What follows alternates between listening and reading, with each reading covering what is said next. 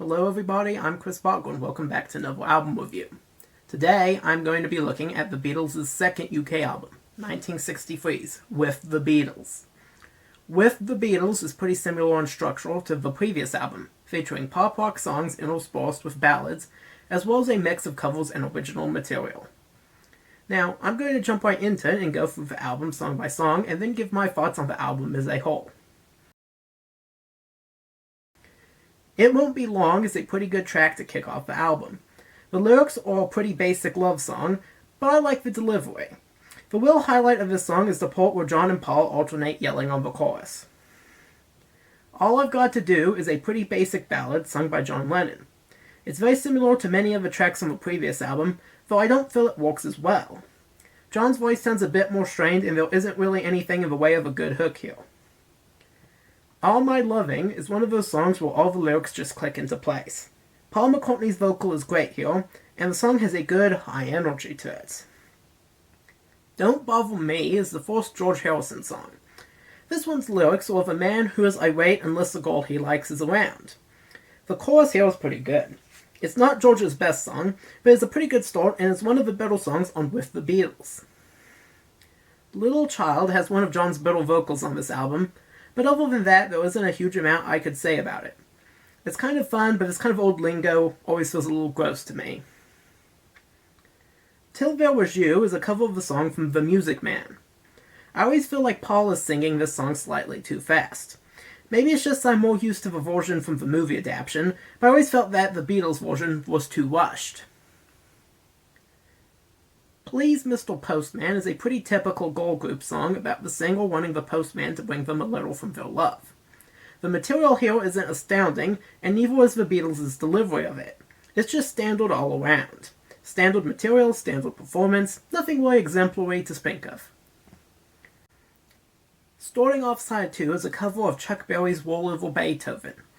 There isn't anything the Beatles can really do for this song that Chuck Berry didn't already do.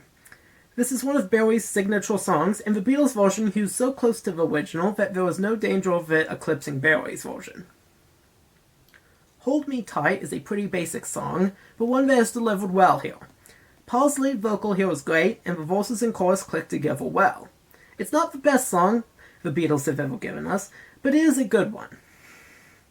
You Really Got a Hold on Me is a cover of the Smokey Robinson and the Miracles song.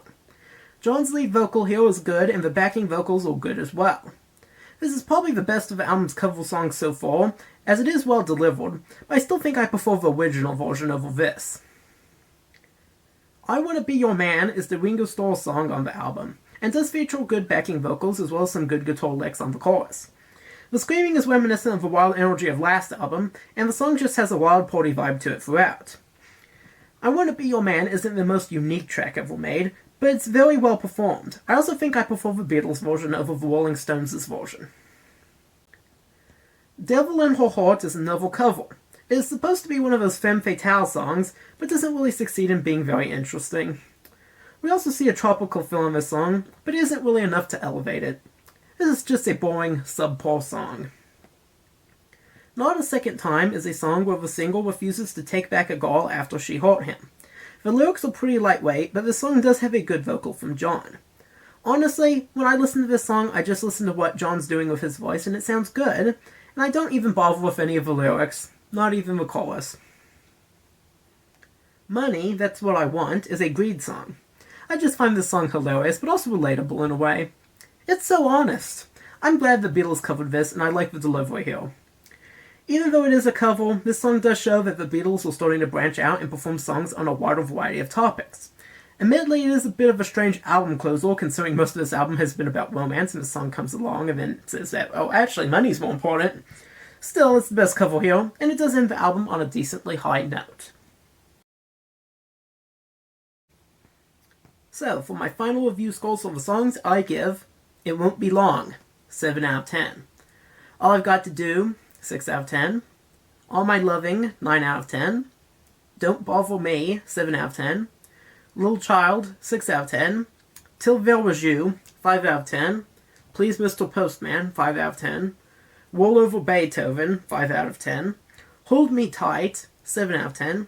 You Really Got a Hold on Me, 6 out of 10. I Wanna Be Your Man, 6 out of 10. Devil in Her Heart, 5 out of 10.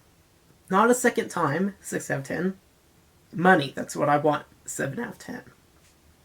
This album is very similar to the Beatles' last effort in many ways. While Please Please Me had a lot of wild energy throughout, With the Beatles mostly ditches that for a more straightforward and professional delivery. This is actually to the album's detriment, as With the Beatles feels a lot tamer and less adventurous compared to the previous album. There is some good stuff on here, but a lot of the material here is weak. Both the original songs by Lennon and McCartney, as well as the covers, are much weaker batch than before. I know it doesn't sound fair to spend most of this video comparing With the Beatles to Please Please Me, but it is hard not to when it clearly wants to be Please Please Me so bad. With the Beatles is my least favorite Beatles album, partly due to the lack of enthusiasm in its backings, and partly because of how little it contributes in way of new ideas. There are some good songs on this album, and it is always pleasant, if sometimes uninteresting, to listen to. So in the end, I'm giving With the Beatles a solid 6 out of 10. Now let's look at the record sleeve. The front cover is of course very iconic with the black and white photos of the Beatles, but it never really did much for me. It looks pretty nice, but I think I like their other album covers better. The back just has liner notes, which are nice to have. Better to have them than not have them, I say. Overall, it's a pretty standard package. Good, not great. And before I go, I do want to encourage you to like and subscribe if you enjoyed this video. Also, I've already reviewed Please Please Me and done several other videos on the Beatles, so I would strongly recommend checking those out as well. If you made it here to the end of this video, I want to thank you for watching. Thank you and have a great rest of your day, and I'll see you in the next video.